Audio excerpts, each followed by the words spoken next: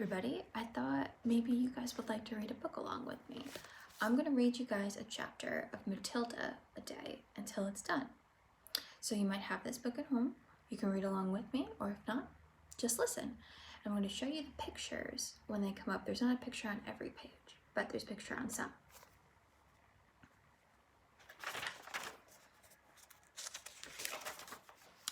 The Reader of Books. It's a funny thing about mothers and fathers, even when their own child is the most disgusting little blister you could ever imagine, they still think that he or she is wonderful. Some parents go further. They become so blinded by the adoration, they manage to convince themselves their child has these qualities of a genius. Well, there is nothing very wrong with all this.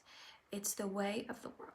It's only when parents begin telling us about the brilliance of their own revolting offspring that we start shouting, "Bring us a basin, we're going to be sick." So that is Matilda.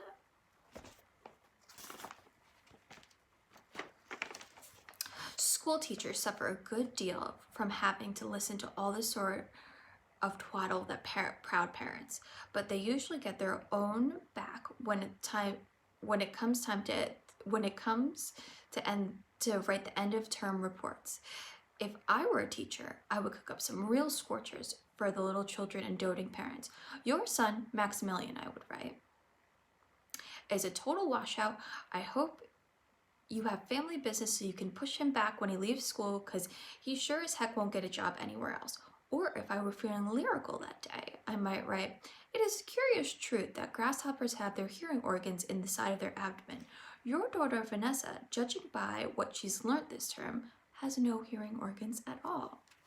So here's the picture on this page. I might even delve deeper into the natural history and say the periodical cicada spends 6 years of the grub underground and no more than 6 days as a free creature of sunlight and air. Your son Wilfred has spent the past 6 years as a grub in this school, and we are still waiting for him to emerge from his chrysalis. A particular poisonous little girl might sting me into saying, "Fiona has the same glacial beauty as an iceberg, but unlike the iceberg, she has nothing below the surface." I might think I might enjoy writing these end-of-term reports for the stickers in my class, but enough of that. We have to get on. So here's all the kids that we're talking about. Occasionally, when it comes across parents who take the opposite line, who show no interest at all in their children, and these, of course, were far worse than the doting ones, Mr. and Mrs. Wormwood were two such parents. They had a son called Michael and a daughter called Matilda, and the parents looked upon Matilda in particularly as nothing more than a scab. A scab is something you might put up with until the time comes and then you can pick it off and flick it away. Mr. and Mrs. Wormwood looked forward enormously to the time they could pick their little daughter up, flick her away, preferably into the next country or even further than that. It is bad enough when parents treat ordinary children as they were scabs and bunions, but it becomes somehow a lot worse when the child in question is extraordinary. And what I mean by that is I mean sensitive and brilliant. Matilda was both of these things, but above all was brilliant. Her mind was nimble, and she was so quick to learn her ability that she should obviously have not been with the two half-witted parents that she belonged to. But Mr. and Mrs. Wormwood were both so gromless and so wrapped up in their own silly lives that they failed to notice anything unusual about their daughter. To tell you the truth, I doubt that they would have even noticed if she crawled out of the house with a broken leg. So here's Matilda, and here is her brother. Matilda's brother Michael was perfectly normal, but the sister, as I said, was something to make your eyes pop. By the age of 1.5, her speech was perfect and she knew as many words as most grown-ups.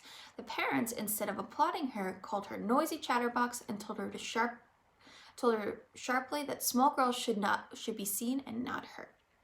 By the time she was 3, Matilda had taught herself to read and study newspapers and magazines that were laying around the house. At the age of 4, she could read fast and well, and she naturally began a hankering after books. The only book in the whole house of this enlightened household was something called Easy Cooking, belonging to her mother.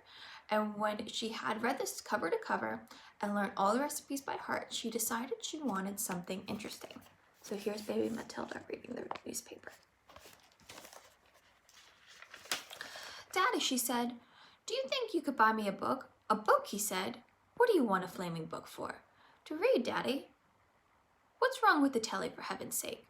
We've got a lovely telly, 12-inch screen, and now you come asking for a book? You're getting spoiled, my girl."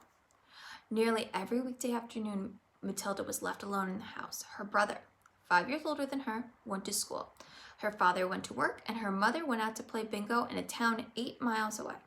Mrs. Wormwood was hooked on bingo and played it 5 afternoons a week. And on the afternoon of the day when her father had refused to buy her a book, Matilda set out all by herself to the public library in the village. When she arrived, she introduced herself to the librarian, Mrs. Phelps. She was asked if she might sit a while and read a book. Mrs. Phelps, slightly taken back at the arrival of such a tiny girl, unaccompanied by a parent, nevertheless told her she was welcome. "Where are the children's books, please?" Matilda asked. "They're over there on the lower shelves," Mrs. Phelps told her. "Would you like me to help you find a nice one with lots of pictures in it?" "No, thank you," said Matilda. "I'm sure I can manage." From then on, every afternoon, as soon as her mother had left for bingo, Matilda would toddle down to the library. It took only 10 minutes and allowed her 2 glorious hours of sitting quietly by herself in a cozy corner. When she had read every single children's book in the place, she started wandering around in search of something else. Mrs. Phelps, who had been watching her with fascination for the past few weeks, now got up from her desk and went over and said, "Can I help you, Matilda?" "I'm wondering what to read next," Matilda said. "I've finished all the children's books." "You mean you've looked at the pictures?" Yes, I've read them as well." Mrs. Phelps looked down at Matilda from her great height, and Matilda looked right back up at her. "I thought some were very poor," Matilda said, "but others were lovely, like The Secret Garden, and best of all, it was full of mystery."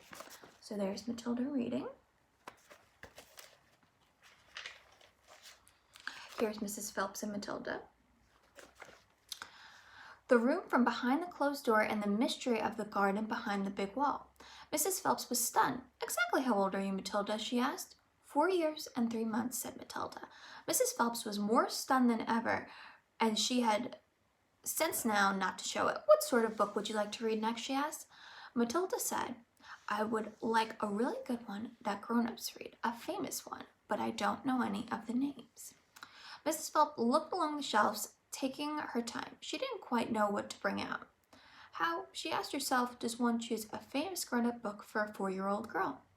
Her first thought was to pick a young teenager's romance, all written for 15-year-old girls.